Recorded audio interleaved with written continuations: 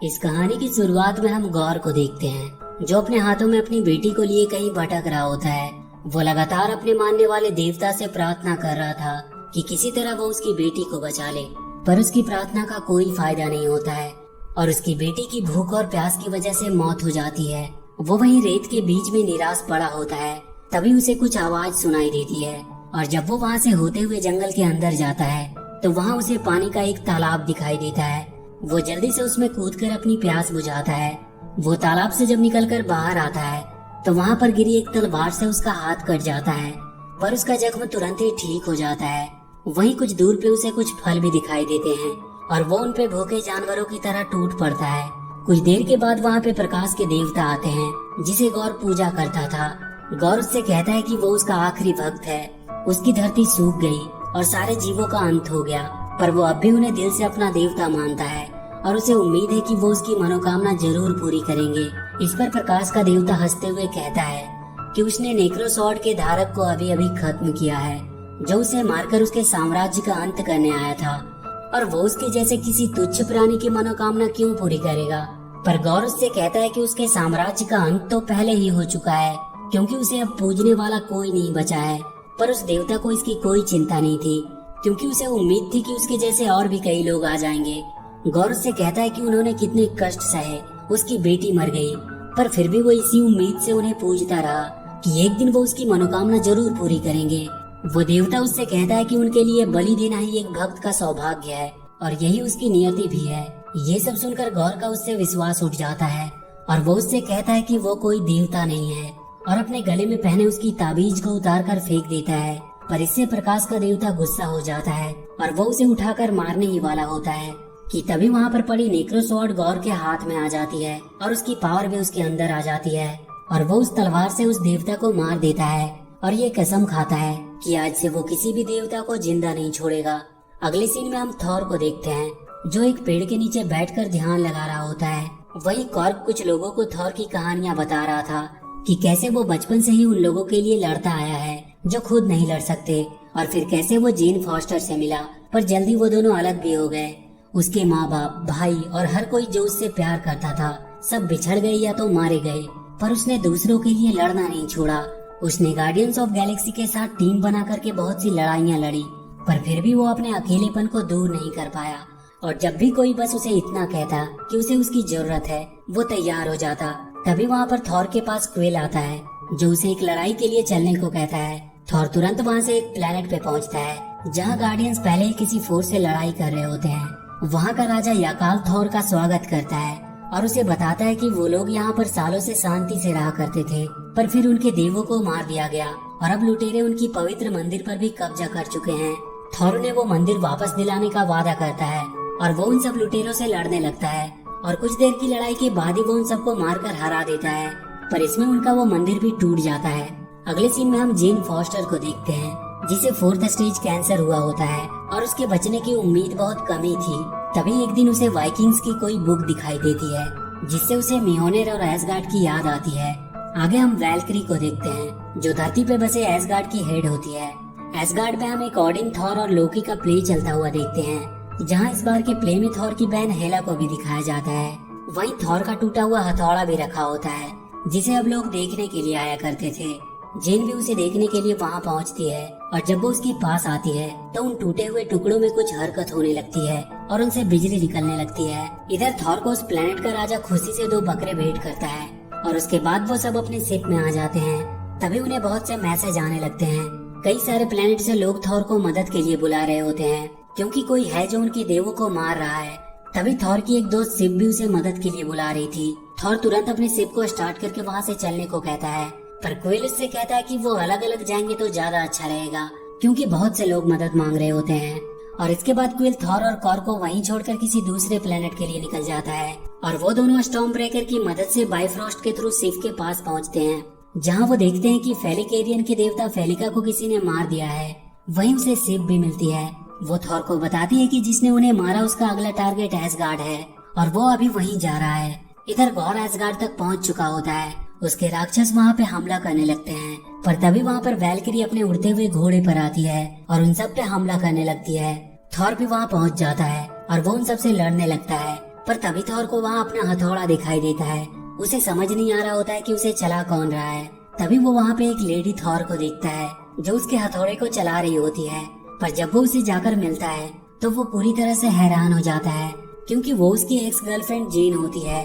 और यहाँ पर हमें उनका फ्लैशबैक दिखाया जाता है कि कैसे वो दोनों साथ में होते हैं। और एक बार थॉर अपने हथौड़े से हमेशा जेन की हिफाजत करने को कहता है, और उसी वक्त उसके हथौड़े में कुछ जादू भी हुआ था। पर फिर कुछ ही दिनों के बाद दोनों अपने अपने काम की वजह से अलग हो गए। अब वापस से कहानी प्रेजेंट में आती है और वो फिर से उन क्रिएचर से लड़ने लगते हैं। तभी थॉर को वहाँ पे गौर दिखाई देता है। वो तुरंत उसकी तरफ बढ़ता है और फिर उन दोनों के बीच लड़ाई शुरू हो जाती है। थॉर देखता है कि उसके पास नेक्रो स्वॉर्ड है और वो उससे उसका स्टॉर्म ब्रेकर छीनना चाहता है, पर थॉर उसे उठाकर वहाँ से दूर फेंक देता है। गौर उन सबको वहाँ पे एक साथ देखकर वहाँ से भाग जाता है, पर वो अब वहाँ के बच्चों को किडनैप करके ले जा रहा होता है। जेन और थॉर उन्हें बचाने की कोशिश करते हैं, पर वो उनके हाथ नहीं लगता है। अगले दिन उन सभी लोग जिनके बच्चे गायब हुए थे, वैल्किरी उनकी रिपोर्ट लेने लगती है। सारे लोग बहुत परेशान थे, पर थॉर उन सबको ये विश्वास दिलाता है कि वो उन्हें बहुत जल्द ढूंढकर उनके पास ले आएगा। और इसके बाद थॉर वैल्किरी और जेन से गौर के बारे में बात करने लगता है। वैल्किरी बताती है कि गौर अपनी परछाइयों से राक्षस बनाता है और उसके पास नेक्रो स्वॉर्ड भी है। जेन उस नेक्रो स्वॉर्ड के बारे में पूछती है। थॉर उसे बताता है कि वो एक प्राचीन तलवार है जिसमें देवताओं को मारने की शक्ति है, और समय के साथ वो तलवार अपना हाथ बदलता आया है। वो जिसके भी हाथ में होता है वो उसे ही धीरे धीरे भ्रष्ट करके मार डालता है। तभी वहाँ पे हेमडाइल के बेटे एस्ट्रिड की परछाई आती है। थॉर उसकी आंखों का जादू इस्तेमाल करके उनके पास पहुँचता है और उन सारे बच्चों को बताता है कि वो अपनी टीम के साथ बहुत जल्द वहाँ आने वाले हैं और उन्हें वहाँ से छुड़ा कर ले जाएंगे। थॉर जेन को बताता है कि गौर ने बच्चों को अंतरिक्ष के उस हिस्से में रखा है जहाँ सिर्फ अंधेरे सायों का राज है। इसके बाद वो एक शिप को लेकर देवताओं से मदद मांगने के लिए निकल पड़ते हैं और वो सब देवताओं के महल में पहुंच जाते हैं जहाँ बहुत सारे देवता आए हुए होते हैं। वो सब किसी तरह भेष बदल कर वहाँ पहुंच जाते हैं और उसके बाद उन सारे देवताओं का हेड जियूस वहाँ पर आता है। वो अपने दरबार को संबोधित करने लगता है। तभी थॉर उनसे कुछ कहने लगता है और वो वहाँ बीच स्टेज पे आ जाता है। वो जियूस को गौर के बारे में सारी बातें बताता है और उसे मारने के लिए उसका हथियार थंडर बोल्ट मांगता है, पर इस बात से जियूस गुस्सा हो जाता है और उसे कैद कर लेता है। वो उससे कहता है कि गौर के पास नेक्रो स्वॉर्ड है और वो उन्हें मार सकता है, और इसीलिए वो उससे जाकर लड़ना नहीं चाहता क्योंकि वो लोग यहाँ पे सेफ हैं और वो उनकी कोई भी मदद नहीं करना चाहता। जियूस सबसे कहता है कि उन्हें चिंता करने की कोई जरूरत नहीं है क्योंकि गौर कभी भी इटर्निटी तक नहीं पहुँच सकता। इटर्निटी ब्रह्मांड में मौजूद सबसे शक्तिशाली जीव है और उस तक सबसे पहले पहुँचने वाले की हर इच्छा पूरी होती है, और अगर गौर वहाँ तक पहुँच गया तो वो एक ही झटके में सारे देवताओं को खत्म कर सकता है। जियूस थॉर और उसके साथी को वहीं कैद कर लेने को कहता है क्योंकि उनके यहाँ से जाने की वजह से गौर भी वहाँ आ सकता है और फिर वहाँ के सारे देव खतरे में पड़ सकते हैं। पर वैल्किरी और जेन उन सब पर हमला करने लगती है। थॉर भी अपने जंजीर तोड़ देता है और उनसे लड़ने लगता है। तभी जियूस अपने थंडरबोल्ट से कॉर्क पे हमला कर देता है जिससे कॉर्क वहीं बिखर कर ढेर हो जाता है। ये देखकर थॉर को बहुत गुस्सा आता है और जब जियूस उस पे हमला करता है तो वो उसके थंडरबोल्ट को पकड़कर उसकी तरफ जोर से फेंकता है जिससे वहीं पर उसकी मौत हो जाती है। थॉर देखता है कि कॉर्क का हेड अभी भी जिंदा है। वो उसे उठा लेता है और अपने शिप को अंदर बुलाता है। वैल्किरी वहाँ ऊपर जाकर थंडरबोल्ट ले लेती है और फिर सब वहाँ से निकल जाते हैं। अब वो सब गौर के प्लेनेट की तरफ बढ़ रहे होते हैं। वहीं थॉर जेन से कहता है कि वो अब भी उससे प्यार करता है। जेन उसे बताती है कि उसे कैंसर है और वो मर रही है। थॉर को ये सुनकर बहुत दुख होता है, पर वो जेन से कहता है कि तुम जितने भी दिन जियो अच्छे से जियो और वो उसके साथ हमेशा खड़ा रहेगा। जेन उससे कहती है कि वो मरने से पहले उन बच्चों को बचाकर वापस लाना चाहती है। और कुछ देर बाद वो सब गौर के उस अंधेरे प्लेनेट पे पहुंच जाते हैं। वहाँ चारों तरफ सिर्फ अंधेरा ही था और वो बच्चे भी वहाँ से गायब होते हैं। जेन को वहाँ कुछ पोस्टर मिलते हैं जिनमें स्टॉर्म ब्रेकर के थ्रू इटर्निटी तक पहुँचने का जरिया दिखाया गया होता है। वो समझ जाती है कि गौर स्टॉर्म ब्रेकर को पाना चाहता है, इसीलिए वो तुरंत उसे उठाकर वहाँ से कहीं दूर फेंक देती है। और तभी वहाँ पर गौर आता है।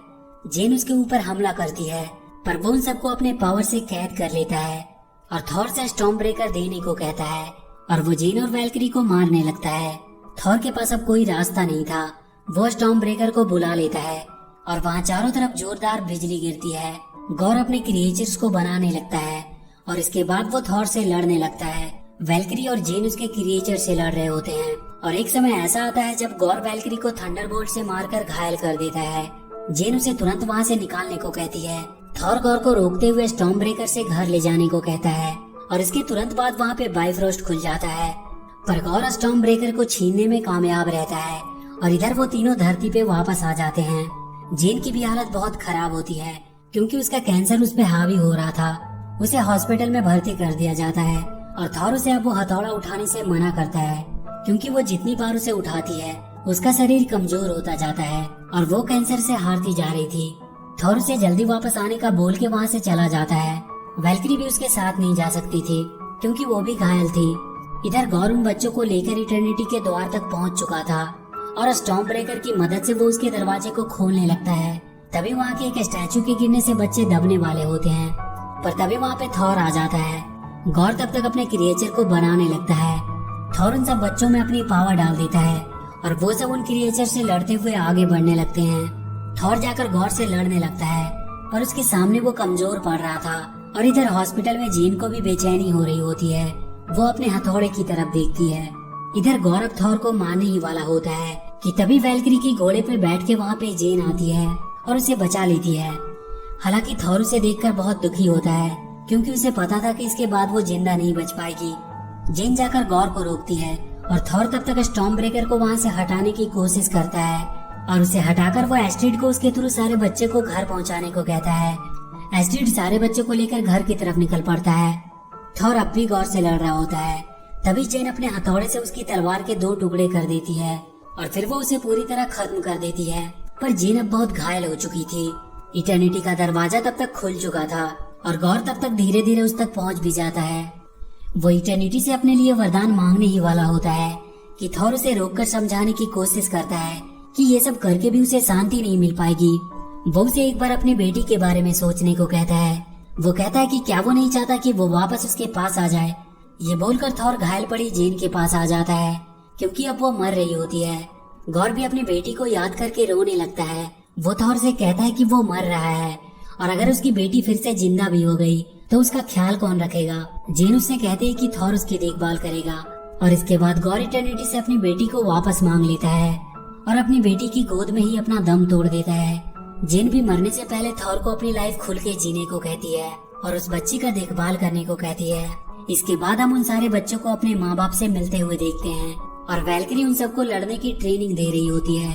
थॉर को अब जीने का मकसद मिल चुका था और वो गौर की बेटी का अच्छे से ख्याल रख रहा होता है। गौर की बेटी में भी सुपर पावर्स होती है और वो भी थॉर के साथ मिलकर उन लोगों के लिए लड़ने लगी जो खुद के लिए नहीं लड़ सकते। और लास्ट में हमें दिखाया जाता है कि जियूस अभी तक मरा नहीं था। वो कह रहा होता है कि पहले लोग उनसे डरते थे और अपने लिए रहम की भीख मांगते थे जब वो आकाश की तरफ देखते थे, ये सोचे बिना कि वो सुन भी रहे हैं या नहीं। पर आज जब वो लोग ऊपर आकाश में देखते हैं तो वो सुपर हीरोज को देखना चाहते हैं। देवता तो जैसे उनके लिए मजाक बन गए हैं, पर अब उन्हें फिर से भय का एहसास होगा जब थॉर आसमान से नीचे गिरेगा। वो अपने बेटे हरक्यूलिस को ऐसा करने का ऑर्डर देता है और इसी के साथ ये मूवी यहीं पर खत्म हो जाती है। तो वीडियो अगर अच्छी लगी हो तो please do like and share the video and please subscribe to my channel and press that bell icon.